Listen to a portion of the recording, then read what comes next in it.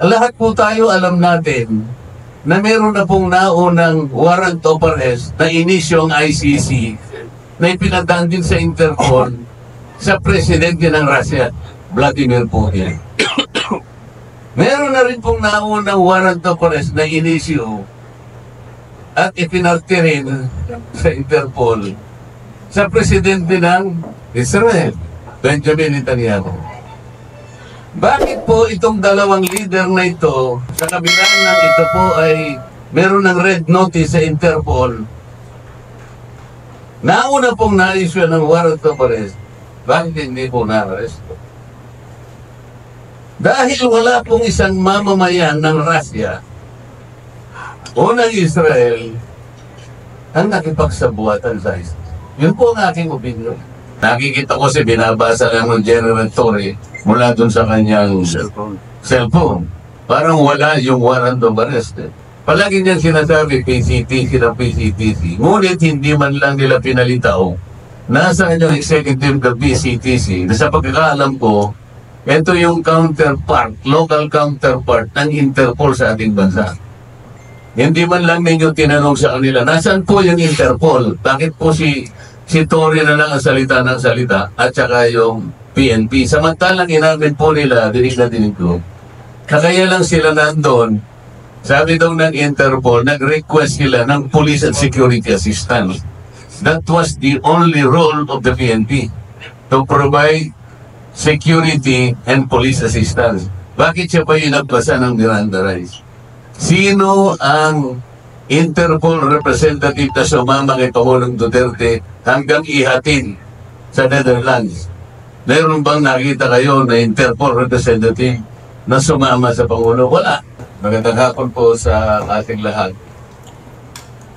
Kami po ay nagkatipon kagaya ng sinabi ni Senator Unasan. Layunin po na manaig po yung ating mga batas bago po manaig yung ibang mga batas. Katulad po ng Rome Statute.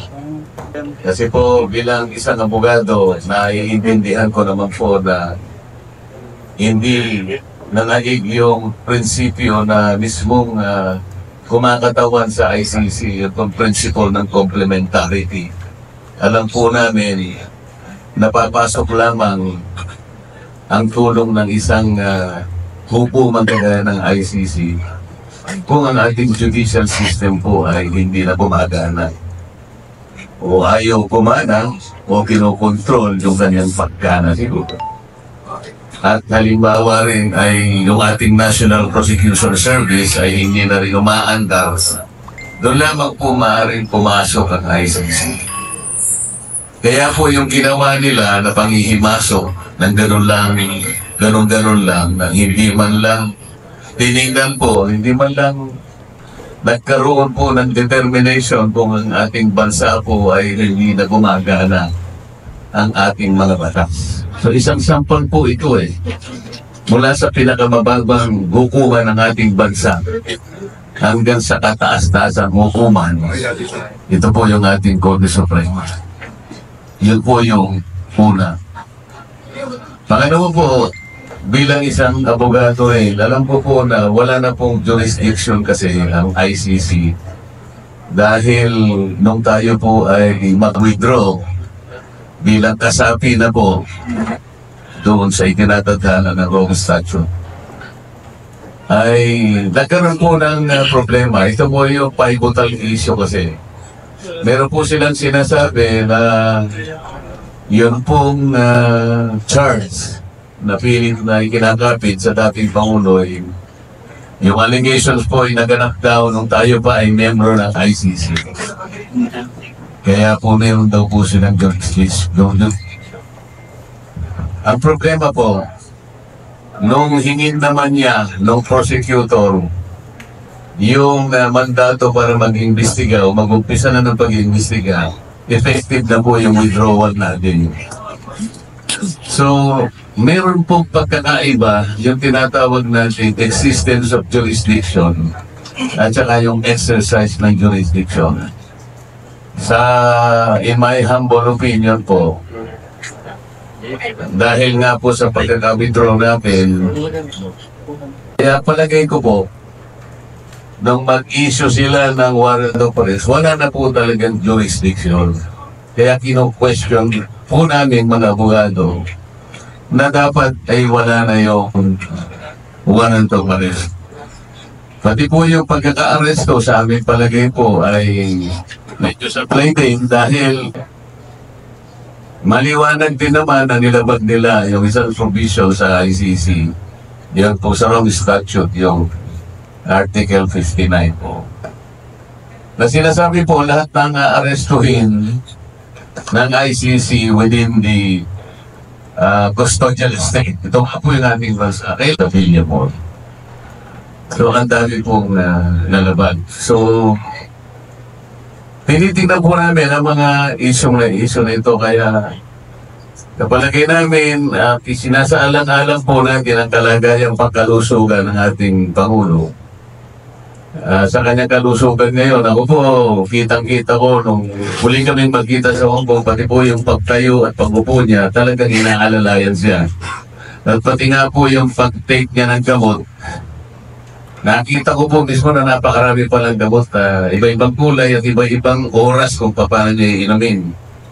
Siguro po kung wala siya talagang kasama ron, baka yun lang pag-take po niya ng gamot, baka hindi po niya kapisado ano-ano yung inumin.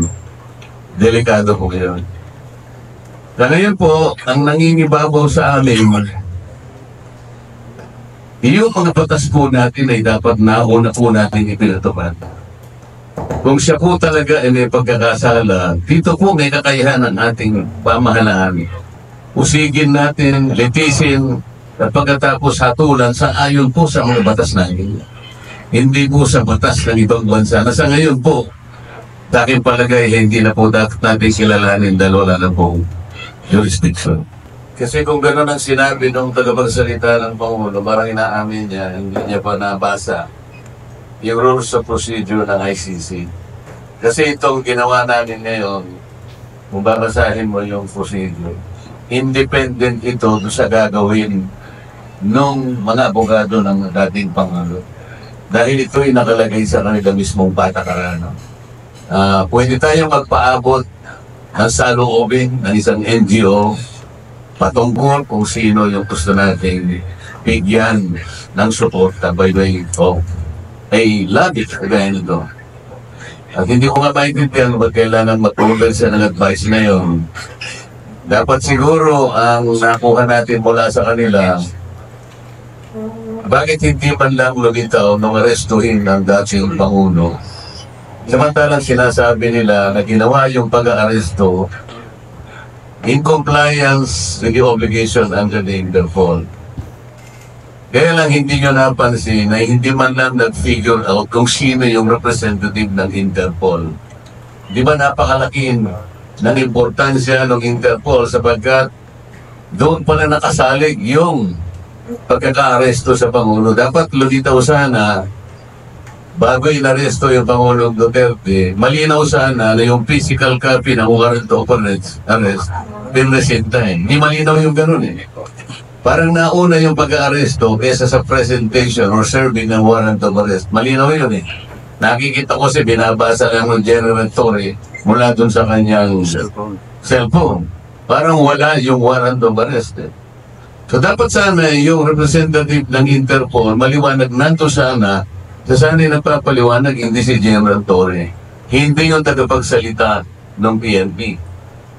Hindi nyo pa naitanong bakit yung pati yung nagbasa ng Miranda rights, bakit si General Torre? Bakit ko naman lang, okay lang siguro siyang magbasa, ngunit nandun sana sa tabi niya yung representative ng Interpol. Palagi niyang sinasabi, PCTC ng PCTC. Ngunit hindi man lang nila pinalitaw. Nasaan yung executive ng PCTC? Sa pagkakaalam ko, ito yung counterpart, local counterpart ng Interpol sa ating bansa. Hindi man lang ninyo tinanong sa kanila, nasaan po yung Interpol? Bakit po si Torre na lang ang salita ng salita at saka yung PNP? Samantalang inamin po nila, dinig na dinig ko, na kaya lang sila nandun. Sabi daw ng Interpol, nag-request sila ng police and security assistance. That was the only role of the PNP, to provide security and police assistance. Bakit siya pa yung nagbasa ng Miranda rights? Sino ang Interpol representative na sumama kay Pangulong Duterte hanggang ihatin sa Netherlands? Meron bang nakita kayo na Interpol representative na sumama sa Pangulo? Wala. Ito yung sinasabi namin na dapat sana ay na-determine nating lahat kung siya ay inilagak muna sa isang competent judicial authority bago ginawa lahat ang dapat nilang gawin. Wala nang pinagdaanan na ganito, kaya nga questionable. Ito po yung posisyon na gusto naming iparating sa pamagitan ng isang NGO na amin po ino-organize ngayon, sapagkat ito naman ay sang-ayon din sa patakaran ng ICC. Pinapayagan naman po ang ganitong mga undertakings, ang ganitong initiative para maiparating sa kanila yung saloobin ng isang grupo o mamamayan o NGO. Kaya nga ang amicus curiae po sang-ayon po doon sa section 103 ng kanilang rules of procedure. Hindi po illegal ang ginagawa natin. Sang-ayon, minabuti namin na isang-ayon lahat ang gagawin namin sang-ayon sa patakaran at provision ng ICC. Hindi pa po namin kino-question yung jurisdiction dito. Iba pong usapan yun. Sa palagay namin, ito yung pivotal issue na gagawin naman po ng mga legal counsels po ng ating Pangulo. Tungkol naman po doon sa kagustuhan naming mauwi sa kagad dito, sapagkat ang kanya pong kalusugan naman, alam naman natin. Pinapayagan din po kasi ng patakaran o provision ng ICC yung interim release pending trial. Kung halimbawa po, September talaga yung actual trial, kinakailangan pong ma-determine yung po bang continued detention ng dating Pangulo is required while waiting for the trial. Yun po ay necessarily gagawin ngayon ng ICC pagka nagkaroon po ng petition, re-reviewin po nila yung ginawa ng prosecutor na mga conditions na inihain niya nung siya humingi ng warrant of arrest. Pagka po yung condition na ibinigay niya ay hindi na po obtaining. Kasi po nilagay po niya ang isa sa kondisyon kung bakit kailangan arestuhin si Pangulong Duterte. Kasi popular po pala siya dito sa ating bansa. Yung pagiging popular pa niya, ibig sabihin he still wields power in this country. Mali siyang popular, pero hindi na po siyang presidente. Private na tao na lamang siya. Yung mga ICC, nakinig ka agad na pumo popular. Talaga po popular. Wala tayong magagawa ron So yung condition po ba na dahil popular siya, kailangan siyang arestuhin. Yun po yung gusto namin na reviewin ngayon. Kasi po, nakalagay sa tuntunin ng ICC, pagka hindi na nasatisfy ang ICC na yung mga kondisyon na inilatag ng prosecutor ay hindi na effective, pwede po niyang i-release at dating Pangulo with or without conditions. Ako po papayag, kami po papayag.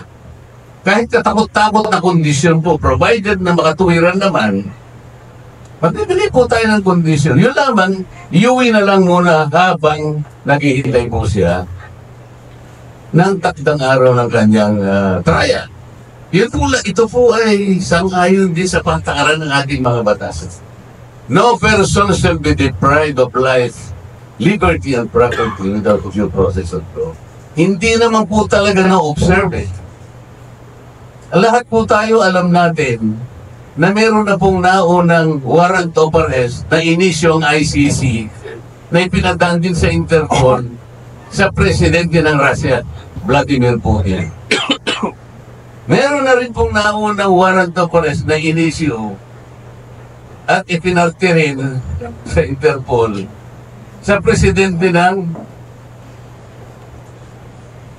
Israel, Benjamin Netanyahu.